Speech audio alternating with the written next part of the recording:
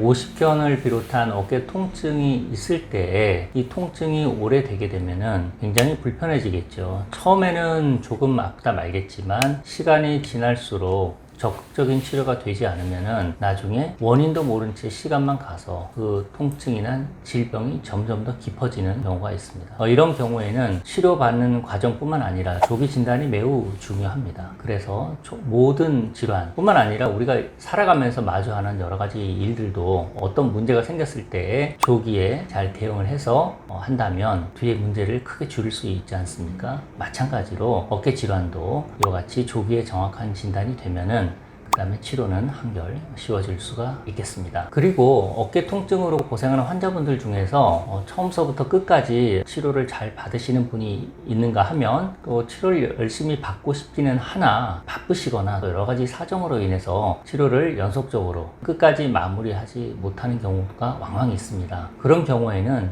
증상이 좀 좋아지다가 다시 또 어깨가 아파지는 그런 상황이 되풀이될 수가 있는 것이죠. 저는 이러한 현상을 산불 진화에 비유를 합니다. 우리가 산불이 나서는 안 되겠지만 산불이 났다라고 할 경우에 불철주야 뛰어들어서 잔불까지 깔끔하게 마무리를 짓는 것을 원칙으로 하죠. 그래서 완전히 진화가 될 때까지 쉬지 않고 불을 끄게 됩니다. 마찬가지로 어깨 통증이 있을 때 통증이 있다는 것은 우리 몸 어딘가에 염증이 있다는 신호이기도 합니다. 염증할 때 염자가 불, 화자 두 개가 있는 것입니다. 불보다 더 강한 것이 화염, 염증이 되겠죠. 그래서 이런 염증을 처음서부터 끝까지 완전히 다 치료하게 되어서 하고 난 다음에 마침표로 확실하게 찍고 잊어버리시는 게 어떨까 싶습니다. 그래서 치료를 받으실 때에는 처음서부터 끝까지 꾸준히 완치될 때까지 받는 게 좋겠습니다. 상당한 인내가 필요하긴 하지만 못할 것도 없습니다. 그리고 치료를 열심히 받지 않게 되면은 어깨 통증이 급성기에서 만성화가 됩니다. 그럼에 따라서 환자분 더 예민하고 짜증이 나고 또 급기야는 우울증에 빠질 수도 있습니다. 그래서 빨리 나아서 삶의 질을 회복하는 것 못지않게 이런 기분 관리 이것도 같이 엮여 있는 문제이므로 조기에 잘 치료해서 확실히 낫는 것은 매우 중요하다 하겠습니다. 석회가 있는 경우에는 통증을 일으키는 게 맞습니다. 그런데 석회가 휴화산과 같이 안정된 상태에서는 묵직한 통증만 있습니다. 그러나 이 석회가 녹아내리는 그야말로 활화산과 같은 그런 시기에는 사정없이 아픕니다. 휴화산 시기에는 일부러 석회를 많이 깰 필요는 없고요. 활화산이 되었을 경우에는 그것은 제거해 주는 것이 맞습니다. 그런데 석회를 제거하다 보면 석회가 좀 남아있는 경우도 있습니다. 조금 남은 경우에는 진통소염제와 생리식염수로 이것을 씻어내기만 하면 좀 더 빨리 없어질 수도 있습니다. 치료를 하다 보면 좀 남을 수도 있는데 이것을 완벽하게 없애는 거는 좀 득과 실이 있습니다. 빛과 그림자 그 양면이 있다는 것이죠.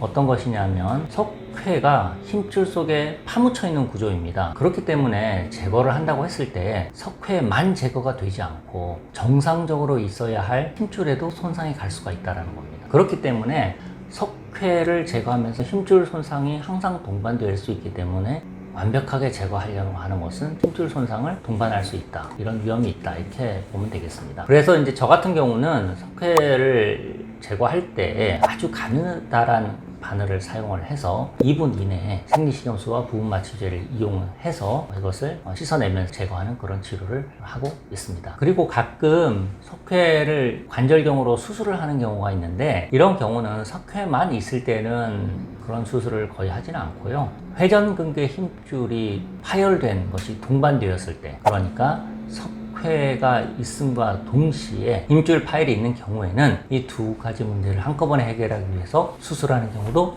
있습니다. 오늘 아침에 오셨던 분이십니다. 40대 중반의 여자분이신데 이틀 전에 그 마트에서 물건을 사서 좀 들고 오느라고 조금 힘들었다고 하시는데 그날은 괜찮았다고 합니다. 그런데 그날 저녁부터 좀 스물스물 아프기 시작을 했고 어제 지나면서 조금 더 아파졌다고 합니다. 그러면서 오늘 아침에는 도저히 참을 수 있는 수준의 통증이 아니었다고 했습니다. 그래서 어깨를 붙들고 오셨어요. 근데 그분은 석회가 예전에 있다고는 얘기 들었다고 합니다. 그것도 한 5년 전에. 그런데 제가 전에도 말씀드렸지만 석회 일생은 보통 문헌에 따르면은 정도를 얘기하거든요. 이 환자분의 경우에는 5년 전에 있던 석회가 그대로 유지가 되었는지 또는 없어졌다가 다시 또 다른 석회가 생겼는지 그거는 알 수는 없습니다만은 여하튼 이 환자분 입장에서는 그저께까지 괜찮다가 갑자기 오늘 극심한 통증을 가지고 오셨어요. 이 환자분은 아니나 다를까 활화산과 같은 석회였는데 너무너무 힘들어 하셨습니다. 그런 경우에는 석회를 일부 제거하기만 해도 환자분은 월등히 좋아지죠. 그리고 오늘 같은 경우는 석회를 제가 많이 제거하지는 않았습니다. 뿜어져 나온 활화산처럼 나온 부분, 그 부분만 일부 제거를 하고 염증 치료, 즉 소염 주사 치료를 했더니 환자분은 한결 편해지셨습니다. 이런 경우에는 석회가 있다고 해서 그것을 항상 다 제거하는 것은 아니죠. 환자분의 증상이 좋아지면 나머지는 시간 지나면서 또 좋아질 수도 있는 것입니다. 그래서 이 환자분 같은 경우는 저희가 9시에 진료를 시작을 하는데 8시 반부터 와서 기다리셨어요. 그래서 언제 되나 하고 그러셨는데 아침에 일찍 오시는 분은 대부분 석회성 건염으로 활화산 시기에 있는 환자분들이 일찍 오시는 경우가 많고 또 그런 분들은 치료를 좀 받으시고 집에 가실 때는 한결 편해지세요. 근데 마치 이게 약간 거짓말처럼 내가 밤에 끙끙 앓을 정도로 이렇게 힘들었나? 편해지니까 좋긴 한데 짧은 시간 안에 너무 극과 극의 변화를 경험하시다 보니까 그런 현상이 있는 것 같습니다. 그래서 석회는 치료만 받으면은 대부분 좋아집니다. 크게 걱정하실 사안이 아닙니다.